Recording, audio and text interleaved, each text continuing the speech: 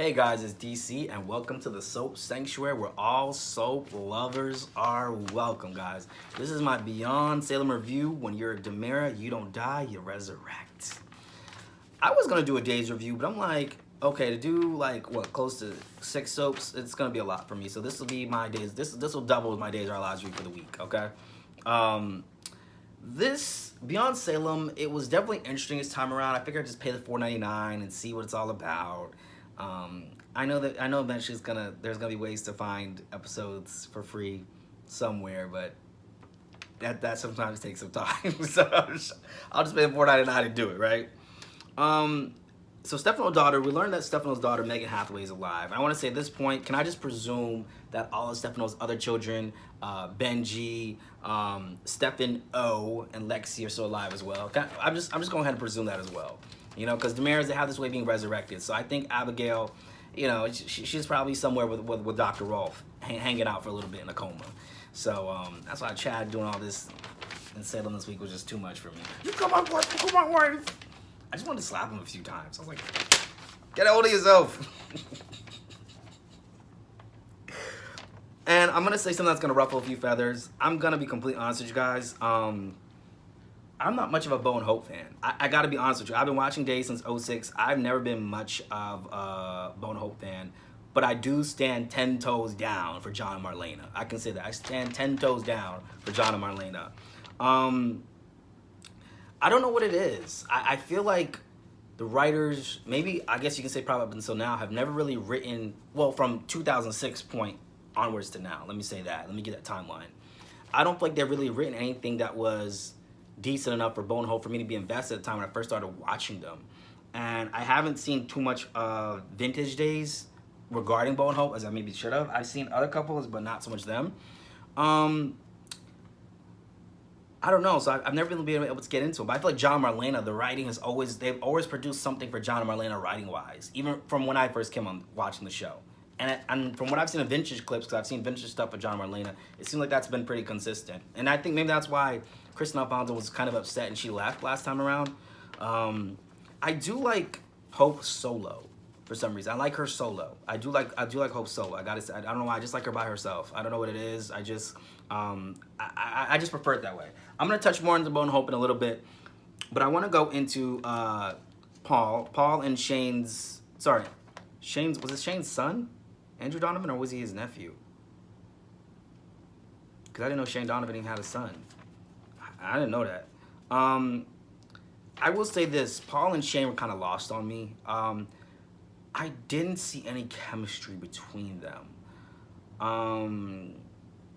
I just didn't see it. By the way, shout out to Tony Moore. I watched him on Audition Day. Shout out to him for actually getting a spot on Beyond Salem. I saw him. He was a DJ that was dancing at Paul's Pride Party in the Purple. I forgot his character's name, but that was him. So shout out to Tony Moore. I was like, okay, Tony Moore. I watched his Audition Days podcast sometimes on YouTube. So I was like, okay, shout out to you. All right, I see you. Another thing too, I might jump around here and there, guys, but just bear with me. I've got my notes here. Loretta Devine. This is my opinion, obviously. I just thought she would have had a bigger role, or maybe even at least done a little more. It just makes it feel like, to me, I know she was there because of her name. I know that. I know that was also part of it, but it's like, I felt like besides her name, I didn't know what else she brought. Like, she was good at acting. Don't get me wrong, that was acting. The acting was good, but I'm talking now about the writing aspect of this. I just thought she was gonna have to do something. I just thought it was gonna be a bigger and larger role. I didn't really get that from her, in a sense.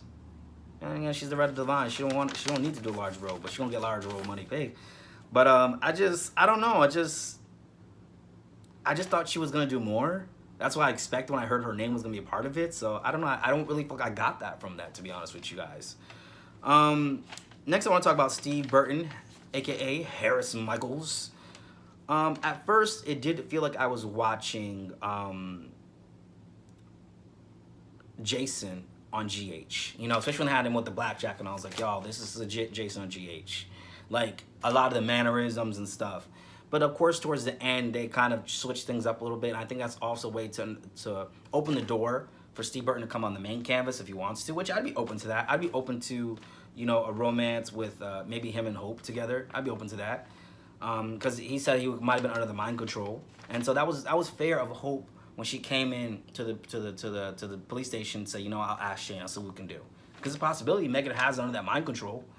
Because, I mean, Hope's choices of men, with the exception of probably Bo, have been pretty questionable.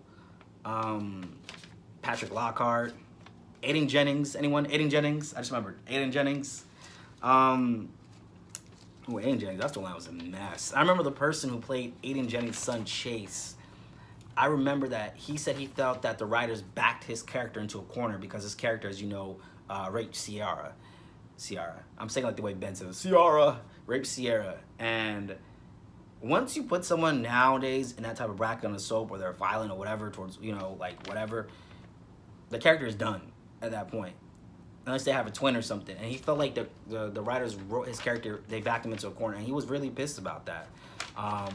Which I don't blame him, because I mean, as an actor, you want longevity on a show. And you do feel like when they write you a certain type of way, they can't almost in a way redeem you. You know what I mean? How can you redeem someone after that? When you wrote them into a corner like that. I mean, obviously, like I said, you want longevity. You don't want to just be on the show to be killed off, for most actors, that is, you know? So I'm sure he was pissed. He's like, damn, like, that didn't give me a chance to possibly be on the show longer than I could have been. So, you know, what are you going to do? And I don't know if you guys remember, Aiden Jennings was played by Daniel Cosgrove. And, y'all, I don't know if y'all noticed this. Like, that man has been on almost every soap, okay? He was, Bill on Guiding Light. He was Scott Chandler on All My Children. What else is he on? What else is he on? He played Joey Buchanan on One Life to Live. And then Chris Hughes as Will Turns. And then, of course, Aiden Jennings on Days. I feel like he's been on every soap. Like, he's just been on every single soap, y'all. Seriously, that has been every soap. All right, I'm going to just move on. Let's talk about Mr. Shin, guys. I do like that Mr. Shin is given a bigger role. I remember when the role of Mr. Shin was played by another guy who was obviously a lot more older than this guy is. I like that Mr. Shin is given a bigger role, and I like that he's, you know, the DiMera Enterprise is like, you know, they're that's the thing I love about Ron. He knows how to connect to the legacy and the history of a show. I really appreciate that. The only thing I ask is, you know, because Mr. Shin is obviously on the main canvas, do not make him Stefano's son. That's the only thing I ask of you writers. I beg of thee, do not make him Stefano's son. Just don't. Just don't do it. Because I don't know why, I just get that feeling low-key that could be where that's going. I know some of you guys are like, what? I didn't see that coming. I mean, I don't know. I get this feeling. I just get this feeling. You know? I don't know why. And then, one thing I wanted to add is that I do want them to bring Jen Wen onto the main canvas. His sister Wendy, Jen Wen.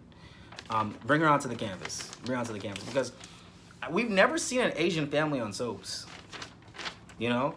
We've never really seen, there's Paul, Narita. Obviously, Paul is Asian. But I feel like because he's John's son and John is white, like that's just, he's part of the blacks and they're predominantly white. Whereas the Shins are Asian.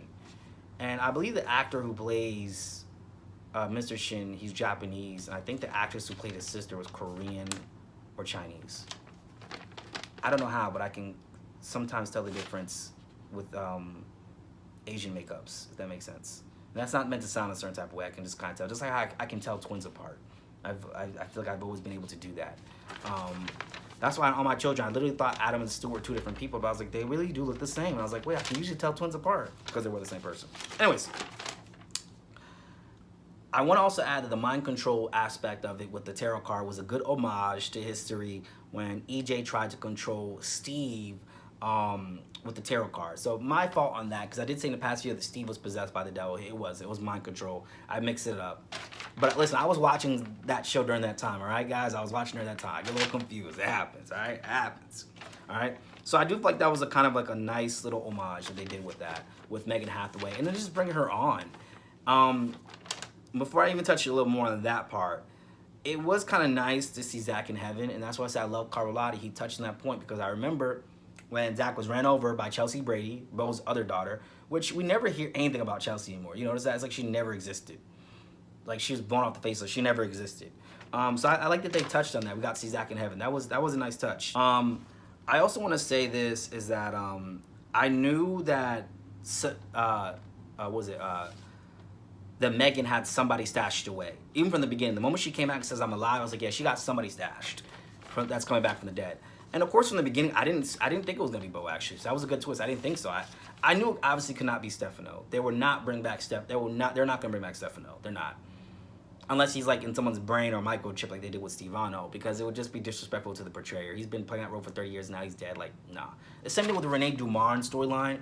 I felt like if the actress who played Renee Dumont is still alive, they would have invited her back to reprise the role with the Sarah storyline, even when Sarah thought she was doing it. I feel like they would have done that, because the actress who plays Megan is clearly back on the role. She's reprised the role. So I think it's possible they would have done that. Like, if Stefano's still alive, I would have honestly believed that was, if Joseph Muscalo was still alive, I would have believed that was Stefano in the cryogenic freezer. I would believe that was him, you know?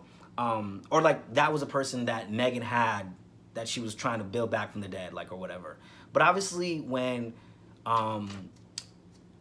Loretta Devine, I don't remember her character's name, Loretta Devine said to Bo, you have a second chance, I was like, okay, like, he's gonna be the one in the freezer. But it was still a nice twist, a nice homage. I mean, if Peter Reckle comes back to Days, I'm open to it. Like I said, I've never been crazy about Bo and Hope. I've never been crazy. But John and Marlena, I stand 10 toes down for John and Marlena. I stand 10 toes down for them. I will ride for John and Marlena.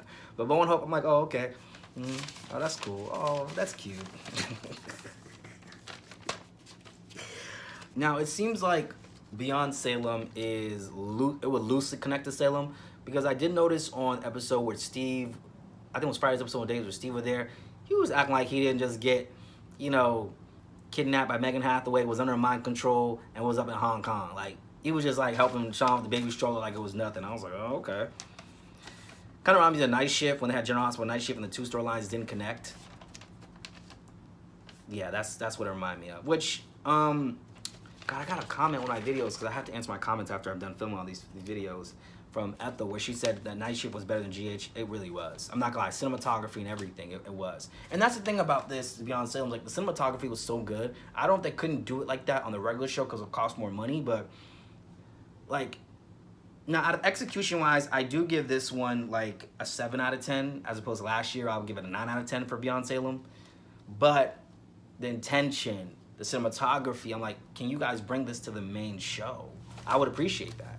I would appreciate if they could do that, honestly. I feel like I'm covering everybody, pretty much, in a sense. When it came to the Johnsons, it fell flat for me with them. It fell flat for me with them, with Tripp and Joe. I don't know, besides the Steve aspect, it wasn't connecting for me. It wasn't giving what it was supposed to give. It wasn't giving what it was supposed to give with the Johnsons. In terms of Tripp and Joey, it just wasn't giving what it was supposed to give. Yeah, it wasn't doing it for me. I don't know what it was. Because like I said, that's why I give this year 7 out of 10. Where I give last year 9 out of 10. And not because last year was the first one, but it's just the way the story was told, the way things kind of seemed to make more sense. Just a lot of stuff. Just a lot of stuff. It's just a lot of things just kind of felt a little random. Pressing that button in heaven, rewinding time, was giving passions when Endora turned the clock back when Luis was about to be executed. I didn't really have a problem too much with that aspect, because I understand Bo died of cancer, so it's like, you can't say, oh, the cancer went away or was in a factory, because soaps don't really undo cancer deaths. I noticed that. They rarely do that. I could be wrong. Correct me if I'm wrong, but I've never seen soaps really undo cancer deaths. So I guess that's why they have to go the supernatural route, which I can accept that. I can digest that. If Bo and Hope come back to main canvas, bring Megan Hathaway with you. That's the only way I feel like I'll be able to like really get into the storyline. Bring Megan Hathaway with you and make her stage a takeover of DiMera Enterprises, because nobody knows she's alive, right? None of the DiMeras really know she's alive. So you can schedule that takeover. I would like that. You know, Gabby right now is CEO. But holy crap, guys! I just covered everything in 15 minutes. Yo. I mean, yeah, that's everything. That's everything Beyond Salem, right? I don't think I did not cover anything. I covered Bo and Hope. Oh, Ben and Sierra. Okay, Ben and Sierra were there. They've been covered. All right, so I covered Ben and Sierra. Thomas Banks. At first, when Eileen Davidson was there playing, I was like, okay, is she Kristen? I don't know if y'all noticed that the guy that she was seducing in the bar was Eileen Davidson's real life husband. Some of you guys may not have caught that, but I caught that because I watched some on Real Housewives, so I caught that. That's a real life husband. And when she turned to Thomas Banks, I was like, Thomas Banks? And I quickly remembered that Susan Banks had like multiple sisters and brothers, and one of them was a nun and all this other stuff. So I was like, okay, yeah, all right, I remember that now. And they were working for the DiMeras. Yeah. So actually now, guys, I think I really did just cover everything in this Beyond Salem review. I think I did. I mean, when it comes to Salem, no one ever really dies, but I feel like the DiMeras, they have this like high-tech technology to bring them back from the dead. So Abigail is somewhere with Dr. Rolfe. Maybe he's got her from some experiment. So that's why Chad acting stupid. You killed my wife. You killed my wife. And I'm like, Chad, you're so dumb. Like, you ousted Lucas. Okay, I get it. But now you're also complicit too because he played a part in that. I think he perjured himself on the stand. For one, for EJ to go back to jail. And on top of that, I think he also did some alterations with the files in DiMera to help Lucas foresee this out. Not smart. Even for a man in grief, not smart. You killed my wife. You killed my wife. How did you get that gun in your hand? Even though, because Lucas does not strike me as someone that would kill. Lucas don't got it in him. He don't got it in him. And that's a compliment for Lucas' sake. Come on, Lucas. Come on, wait. Son of a bitch. And I remember that scene. Now I'm talking about days. Now I'm talking about days now, but when Will was like, yeah, I gotta be with my dad. You can see that struggle. Will was like, you know, Chad, I'm sorry that my dad did this, but like, I gotta stay by my dad. He's always gonna be my dad. You may not always be my friend. You see, it goes back to what I said. It goes back to what I said in the GH review about Sasha and Brando. And, you know, it's always in Sasha's best interest to be on good terms with Gladys. Because Gladys is the mom. She's not going nowhere. You might not always be the spouse, but they're gonna always be the parent. For the most part.